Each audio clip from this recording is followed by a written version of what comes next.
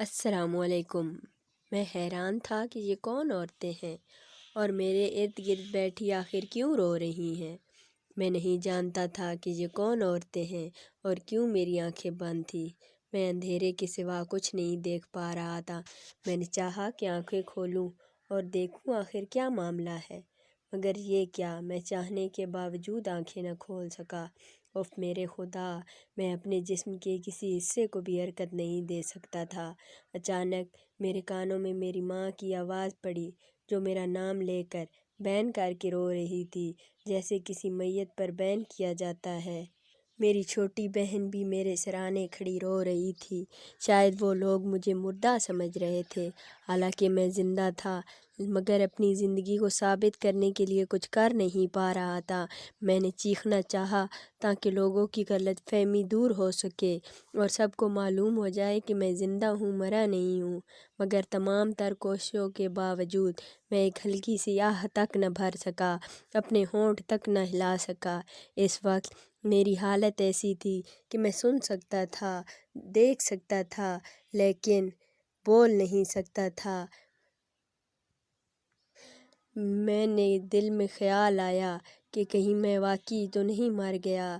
نہیں نہیں، میں زندہ ہوں، میرے دل نے آواز دی، مگر جب نیم گرم پانی میرے بدن سے ٹکرایا تو مجھے اپنی موت کا یقین کرنا پڑا۔ غالباً یہ میری میت کو غسل دیا جا رہا تھا۔ اب میں اپنی اس زندگی کے بارے میں سوچ رہا تھا جو مجھ سے واپس لے لی گئی، جس پر میری ہمیشہ ہمیشہ کی کامیابی یا ناکامی کا انحصار تھا، جسے میں نے نہایت ہی لاپرواہی سے گزارا تھا۔ ہائے افسوس، میں نے اس دن کے بارے میں کبھی بھول کر بھی نہیں سوچا تھا۔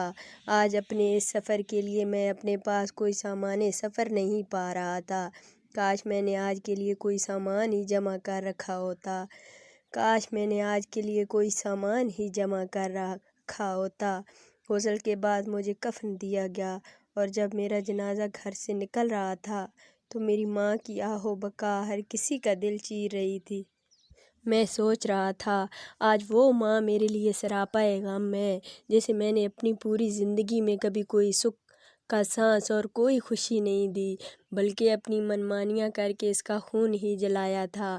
لیکن اس نے میرے سکھ کا خیال دن رات رکھا، میری غلطیوں پہ مجھے اچھے طریقے سے ٹوکا، لیکن میں اس کی کسی بات پر کان نہ دھرتا۔ ایک کان سے سنتا تو دوسرے کان سے اڑا دیتا۔ کاش میں صرف اپنے ماں باپ کا ہی خدمت گزار ہوتا تو شاید آج اللہ بھی مجھ سے راضی ہوتا۔ ہائے افسوس، میں اپنی خواہشات کی تکمیل کے لیے نہ صرف ماں باپ کی خواہشوں کو کچلتا رہا بلکہ خدا کے واضح حکموں کو بھی ٹالتا رہا۔ اچانک مجھے ایک جھٹکا سا لگا، میرے جنازے کو نیچے رکھ دیا گیا۔ شاید یہ جنازہ گاہ تھی، یہاں میری نماز جنازہ ادا کی جانی تھی۔ اللہ اکبر، یہ ہمارے محلے کی مسجد کے امام کی آواز تھی۔ غالباً میری نماز جنازہ شروع ہو چکا تھا اور میں سوچ رہا تھا کہ خالق حقیقی کو کیا منہ دکھاؤں گا، قبر و حشر میں کیسے گزرے گی، منکر نکیر سے کیسے آمنا و سامنا کروں گا۔ مجھے اپنی زندگی میں کوئی نیکی ایسی نظر نہیں آ رہی تھی جس پر میں اپنی بخشش کا ذریعہ قائم کرتا۔ کاش مجھے دوسری زندگی مل جاتی، مگر ہائے افسوس، مرنے کے بعد کب کون زندہ ہوتا ہے، دوبارہ کون اس دنیا میں آتا ہے۔ نماز جنازہ کے بعد مجھے قبرستان کی طرف لے جایا جا رہا تھا اور میں سوچ رہا تھا کہ اگلے لمحات کتنے بھیانک ہوں گے۔ کاش میں نے مرنے سے پہلے توبہ ہی کر لی ہوتی۔ ہائے افسوس، اب تو میرے لیے توبہ کے دروازے بھی بند ہو چکے ہیں۔ میرے جنازے کو نیچے رکھ دیا گیا، شاید آخری آرام گاہ تک پہنچ گیا تھا۔ لوگوں نے مجھے مل کر قبر میں اتارا، قبر کی مٹی میرے بدن میں سرایت کر گئی اور پھر میری قبر پر پتھر رکھے جانے لگے۔ پہلے پتھر رکھا گیا، دوسرا پتھر رکھا گیا، پھر تیسرا پتھر رکھا گیا، چوتھا اور شاید اب آخری پتھر رکھا جا رہا تھا۔ غالباً کچھ زور سے پھینکا گیا تھا۔ یا اللہ رحم کرنا، میں یہ کیا، اچھا یہ گلاب چھڑک رہے ہیں۔ اور پھر میری آنکھ کھل گئی، میں ہڑبڑا کے اٹھ بیٹھا، لحاف سمٹ کر میری گود میں اکٹھا ہو گیا۔ یہ عرق گلاب نہیں، یہ وہ پانی تھا جو مجھے جگانے کے لیے میرے بھائی نے مجھ پہ پھینکا تھا۔